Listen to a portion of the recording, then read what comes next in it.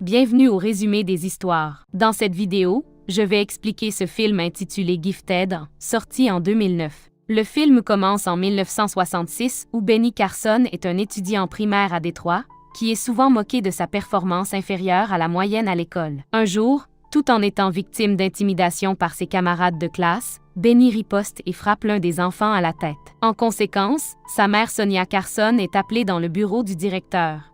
Après avoir quitté le bureau, Ben se plaint d'être stupide, mais Sonia dit qu'il est un garçon intelligent qui peut faire beaucoup mieux s'il travaille plus dur.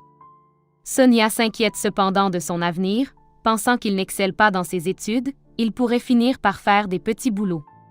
Quelque chose qu'elle ne veut pas pour ses fils Ben et Curtis.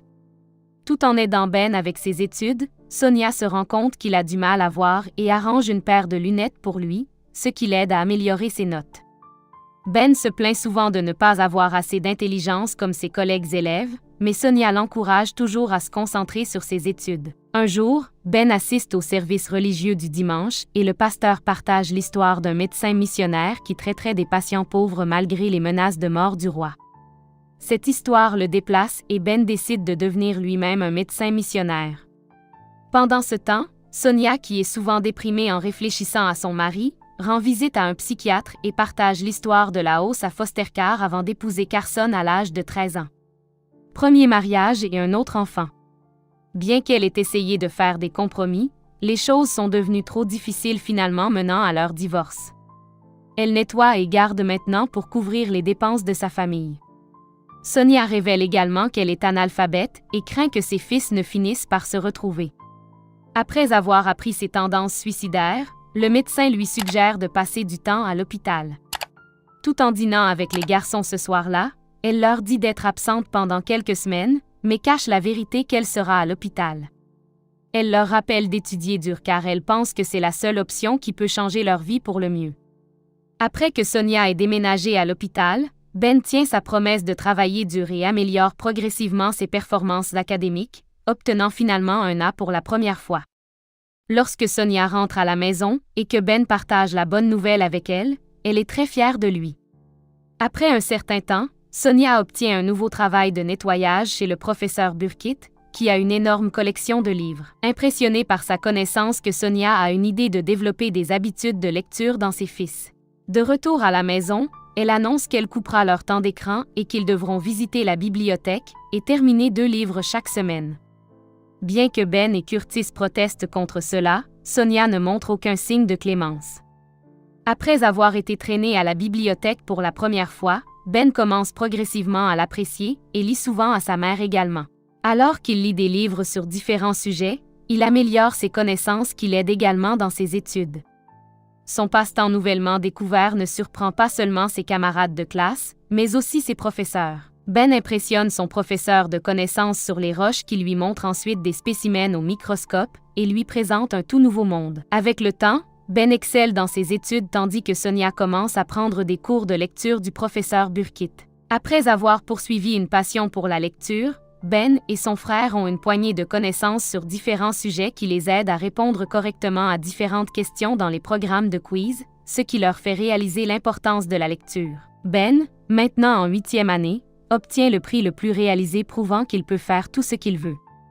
Bien qu'il jouisse de sa récompense, la situation devient intense lors de la cérémonie après que son professeur discrimine contre lui en raison de la couleur de sa peau. L'incident fait que Sonia utilise son argent pour déplacer ses fils à Chicago. Maintenant au lycée de Chicago, Ben fait à nouveau face à la moquerie en raison de ses anciens vêtements. Il en demande de nouveau de Sonia mais il ne lui reste plus d'argent. Le lendemain à l'école, Ben résiste à un tyran, Carl qui se lie d'amitié avec lui après avoir été impressionné par son courage. Cette nouvelle amitié mène cependant Ben en mauvaise compagnie alors que Carl lui achète un couteau. Après être rentré à la maison, Ben trouve que Sonia a organisé de nouveaux vêtements pour lui, mais il ne les aime pas du tout et commence à penser à utiliser son couteau. Le lendemain matin, Ben refuse de porter les nouveaux vêtements et se dispute avec sa mère dans laquelle il essaie de l'attaquer avec un marteau, mais Curtis intervient et l'arrête. L'humeur de Ben s'aggrave avec le temps et il se bat avec Carl, le poignardant à l'estomac. Bien que Carl survive, l'incident choque Ben. Après s'être précipité chez lui, Ben se rend compte que son tempérament pourrait lui causer de sérieux ennuis un jour. Alors il prie Dieu tout en essayant de se calmer. 4 ans plus tard, Ben est maintenant inscrit à l'université de Yale où il participe à différentes activités tout en étudiant la médecine. Alors qu'il assiste à des conférences, il est intrigué par le fonctionnement miraculeux du cerveau humain et décide qu'il veut être chirurgien du cerveau. Lorsqu'il partage ses projets avec Sonia, elle l'encourage à poursuivre sa passion en lui rappelant qu'il est capable de faire tout ce qu'il veut. Bien que Ben soit entré à Yale grâce à une bourse, il a du mal à maintenir ses notes.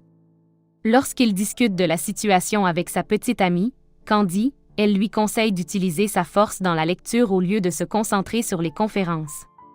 Ben adore son idée et consacre son temps à comprendre les concepts de la chimie en lisant des livres et des notes à la place.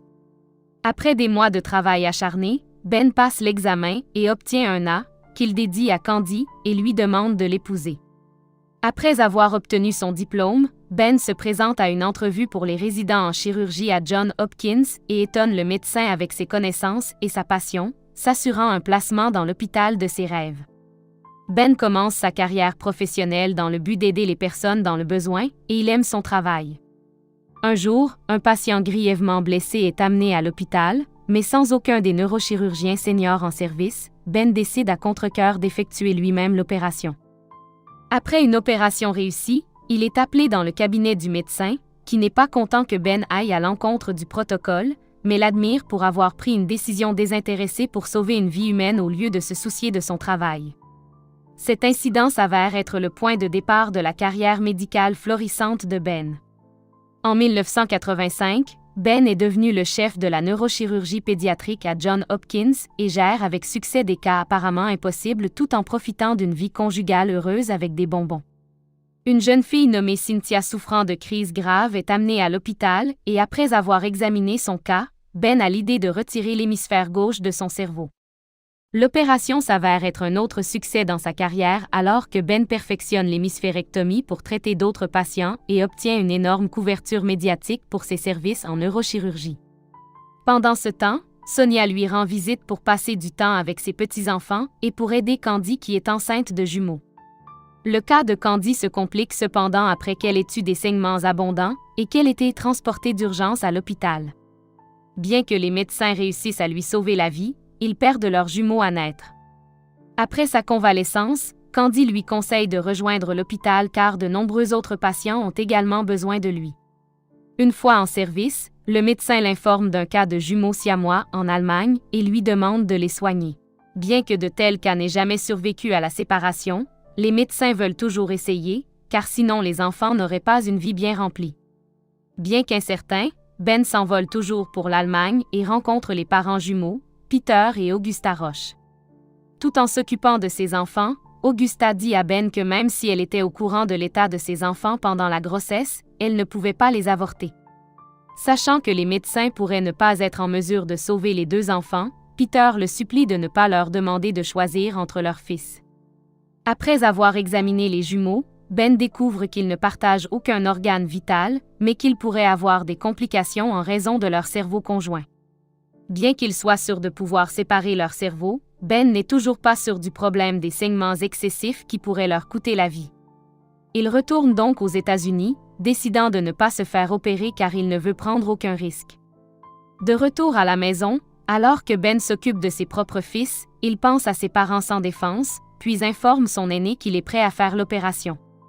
Après avoir obtenu le feu vert, Ben commence ses recherches pour trouver un moyen de sauver les 2 enfants.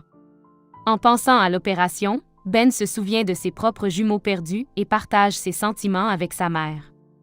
Sonia l'exhorte à poursuivre l'opération, sinon il regrette de ne pas avoir essayé. Elle lui rappelle une fois de plus qu'il est capable de tout faire tant qu'il voit au-delà de sa vision. Ben décide d'aller de l'avant avec la chirurgie et rassemble une équipe de neurochirurgiens, chirurgiens plasticiens, anesthésistes et chirurgiens cardiovasculaires, leur demandant de répéter chaque étape de l'opération. Après les préparatifs initiaux, il invite Peter et Augusta et leur fils à Johns Hopkins pour l'opération. Expliquant la procédure aux parents, Ben dit qu'ils devront arrêter le cœur de l'enfant pendant l'opération afin qu'il ne perde pas de sang, pendant que les médecins reconstruisent leurs veines après la séparation. Le 5 septembre 1987, l'équipe commence cette première intervention chirurgicale du genre pour séparer des jumeaux siamois.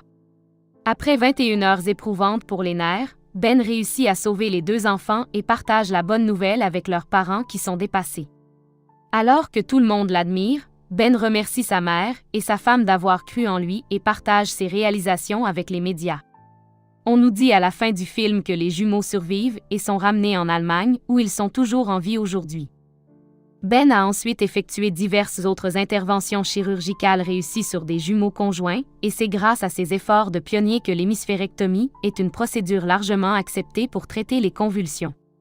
Outre sa carrière médicale triomphale, Ben et Candy ont également fondé le fonds de bourse Carson pour récompenser l'excellence académique d'étudiants méritants. Merci d'avoir regardé ce résumé. Abonnez-vous à cette chaîne pour des résumés plus intéressants.